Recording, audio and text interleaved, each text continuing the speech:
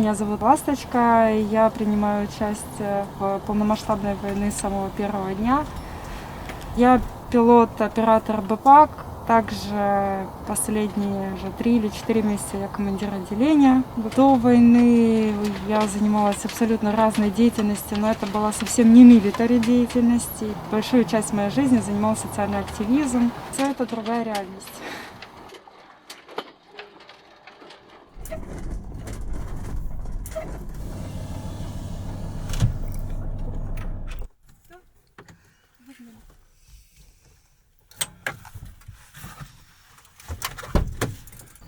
Ну, взагалі, так, цікаво. Якщо можеш розказати, яка була саме активність, чим саме займалась? Хорошо, если коротко, то была так называемая Экодия в Харькове, которая проводила зоозащитные марши, веганфесты. По ФЭМу направлению у нас, ну, понятное дело, организация маршей на 8 марта. Но еще я соосновательница Rhythms of Resistance в Харькове.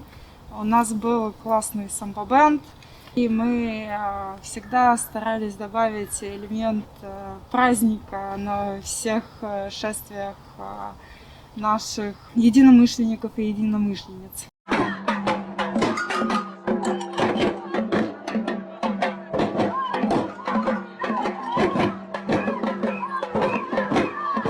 Мы не поняли, что произошло в 2014 году. Многое я бы сейчас, конечно, если бы была возможность оказаться в прошлом, делала бы иначе. Тобто ти у минулому ніяк не думала, що ти опинишся в такій ситуації, в якій зараз? Скажем так, мысли о том, что делать в случае, если начнется полномасштабная война, стали возникать только за несколько месяцев до того, как все-таки это все произошло. Мы делали в 2014 году проект, у нас был первый анархический сквот в Харькове.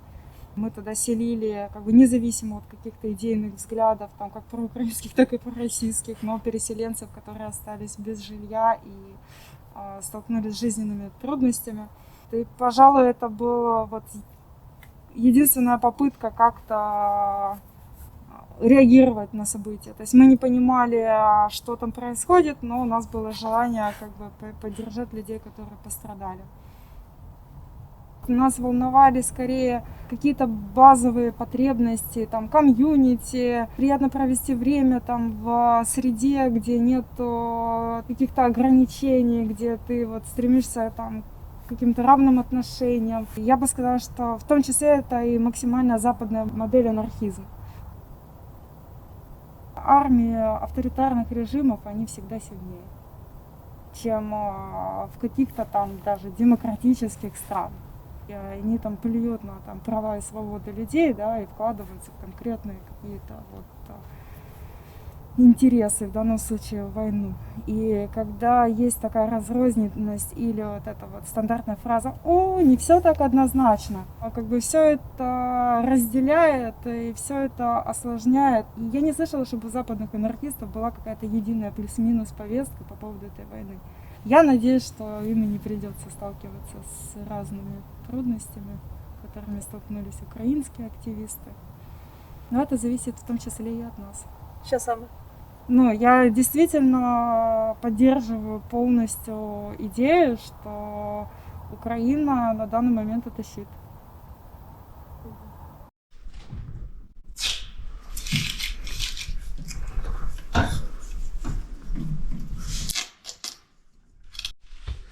Короче, это просто сад на антеннах. Только Гринпису не показывай. Ага, увидела. Сумеречна посадка Валькірії. Це вже місяць, до речі, на цьому, на небі.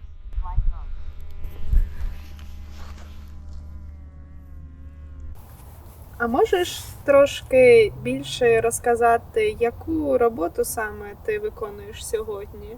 Командир отделения беспилотных авиационных комплексов. У нас есть экипажи пилотов, это разведка, это уражение. Мы работаем. И на самом деле быть командиром отделения это не то чтобы супер классно, это наоборот к твоим обычным обязанностям, и я все так же пилот, добавляется очень много всевозможной бюрократии, бумажек, рапортов на рапорта. Благо, как бы у нас достаточно адекватное отношение в коллективе, и иногда мне помогают. З чим зараз приходиться працювати з нових технологій? Хорошо, да, это рэп, это новітні БПЛА, разные технологии, попытки обойти рэп, и рэп становится мощнее, сложнее, попытки найти там альтернативные способы навигации, это визуальное ориентирование, да, когда искусственный интеллект сравнивает, ну если так упростить, кадр, который видит самолет со своей камерой, с там, картами, которые в него загружены, и это помогает ему ориентироваться, когда там, он находится в зоне подавления. Также, наверное, сильно изменилась война и для пилотов. Сейчас актуализировалась тема охоты на самолеты, на FPV камикадзе, и поэтому вот отдельная ниша это еще и там FPV-дроны, которые как бы предназначены для сбития там, самолетов. Считается очень крутым найти и уничтожить пилота. Поэтому тоже увеличивается дистанция, пилоты стараются быть более незаметными. Большая проблема FPV камикадзе. Самолеты, которые летят на тебя. Вот, поэтому больше внимания стало приділяться укриттям. Ну, это всегда было и всегда правильно, но как бы сейчас это вот вдвойне актуально. Яка найчеленджова місія була за цей час для тебе найважчою, найкритичнішою? Славянск. Но это связано не с обстоятельствами там, потому что я понимаю, что во многих местах, там тот же Бахмут, это страшнее. Начало войны это страшнее, но начало войны мы абсолютно ничего не понимали, и это был один страх. А если говорить уже как восприятие миссии, потому что тогда мы были как барахтающиеся котята, в Славянск это мы уже как бы были частью армии, нас отправляли на задачу. Она была самая страшная, потому что она была самая плохо организованная. Самые страшные миссии это когда ты в неведении. Когда ты ощущаешь, насколько ты слаб и уязвим, не способен контролировать свою жизнь на фоне вообще того, как все вокруг рушится. И в тот период у нас как раз были выезды без вводных. То есть мы не знали ни карты минных полей, у нас не было данных о том, где находится враг, не было данных там, по рэп-обстановке. То есть у нас не было данных никаких. И я, например, тогда ехала с непристреленным оружием. Более того, я даже никогда с него и не стреляла еще на тот момент. Мне было страшно. Я после этого хватанула нервный срыв. То, что все обошлось, это только фортуна. То есть просто повезло. Що допомагає тобі триматись? Я безгранично счастлива, что я не одна. Есть люди, с которыми я могу разделить этот опыт. Не представляю, насколько это тяжело, когда человек один оторванный вот оказывается где-то. Это вот тоже страшно. И у меня хорошая фантазия. Хоть я люблю покритиковать все и вся и сказать, что нас ждет худшее впереди, но на самом деле моя фантазия несется вперед и все равно рисует какие-то хорошие картинки. Військові та цивільні. Наскільки твої взаємовідносини з цивільним простором змінилися і наскільки ти відчуваєш коннект чи навпаки відірваність від цього простору? Вот в моем случае я первые полгода войны часто оправдывала тот самый цивильный простор. Кто уехал, ну и ладно, но со временем я себя ловила и на разочаровании, и на злости в том числе. Я считаю, что общество, оно обязано военным вот сейчас. То есть люди, которые живут в Украине, и, возможно, не только, они должны нам. Но это неудобная позиция для представителей цивильного населения. И более того, война закончится, как бы она ни закончилась, какое-то время будут говорить спасибо, а потом все забудут. А люди, которые вот после войны остались с тысячей там травм психических, будь то там физических, они с этим все так же должны будут как-то жить. И ощущение вот этой пропасти и непонимания, я не представляю, какие должны быть рычаги, чтобы это изменить. Скорее всего, оно и не будет таким. Хотя иногда для меня лично это кажется бредовым и сюрреалистичным, учитывая, сколько у нас колоритных и странных знакомых, которые вообще там не имеют какой-то там идейной там, или анархической подоплеки, или местами похожи на гопников, щелкающих семки, но в итоге ты понимаешь, что тебе с ними часто комфортнее общаться, чем просто вот с людьми там, вот, мирной жизни сейчас, потому что эти люди тебя понимают сильнее. А були моменти, коли ти стикалася з якимось сексистським ставленням? І як ти на це реагувала? Такие моменты бывают, когда ты на рекогносцировке общаешься с представителями других подразделений. И вот мы как пилоты выезжаем знакомиться, чтобы узнать там точки полета, какие зоны рэба, где стоит вражеское ППО. Но я бы сказала, что обычно этот сексизм скорее... Я понимаю, что это может неоднозначно звучать, но он скорее безобидный. Выражается в том, что мне могут там подарить шоколадку и какое-то вот такое вот, там, отношение как там к сестре. Или там, боже мой, какие здесь люди. Конечно, мы тебе все покажем. И наоборот, коммуникация как-то теплее происходит.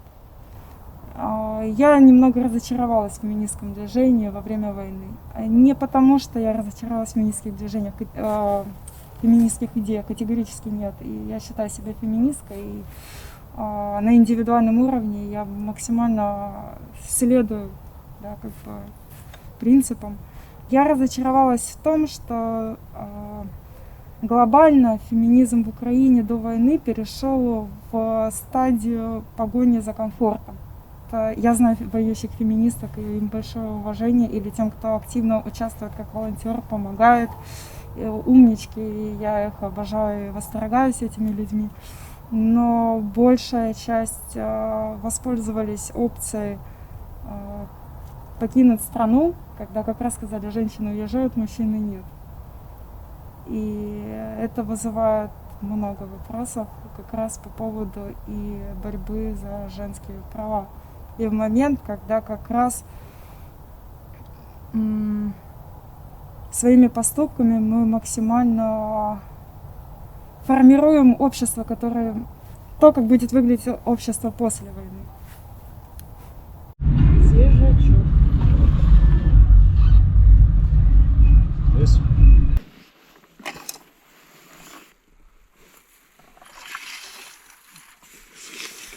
Ладно. Вообще не нравится работать под музыку.